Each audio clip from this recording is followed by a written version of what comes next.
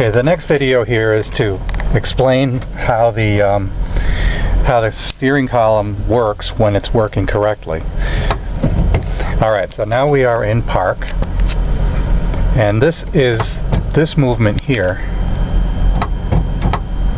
is what releases the shifter so that it can move. And you can see this hinge right here. This arm here is connected there, and this pin goes through it. Here's another view of that. It's hard to get the video on it, but you see that movement there. That little pin there is what allows that pivoting to happen, and there's a little thing that sticks in there that moves that moves like this inside the steering column, and that actuates a device that unlocks things at the other end. So this movement is very, very important. Without it, we have no shifter. So if we try to get it out of park without bringing it forward, we don't go out of park.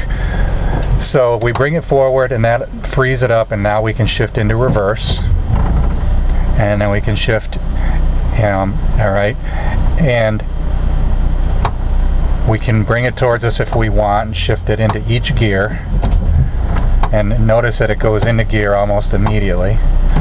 Now, a couple of interesting things about the way this mechanism works. The way that Chevy designed it is that this mechanism is not always required to move.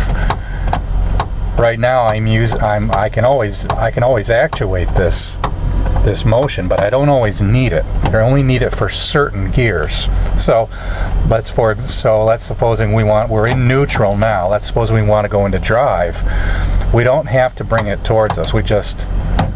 And it goes right in. And if we want to go back into neutral, we just hit it. And Chevy did that deliberately to make it easy, because that way you can just go, while you're driving, you don't have to worry about it, because you've got that stop that keeps you from going into reverse. So if you want to go into reverse, you have to pull it and then go into reverse. And likewise, but you don't have, the reverse is not true. If you want to go back into neutral, you don't have to do the pull.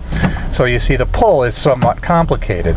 If I want to go into D2, I can't go into D2 by just hitting it. I have to do the pull, right, and then go into D2. All right, and that's what this whole thing is all about, and that's the reason that mechanism exists in the first place, and it's the reason that it's complicated. There are things that have to be working properly in the column itself, and then there's things that have to be working properly in the linkage. It has nothing to do with the actual transmission itself. The lever that chooses the gears on the transmission is the simplest little thing in the world. It's just like a volume control. It just goes click, click, click, click, click, and all this locking shit is all done in other parts of the car.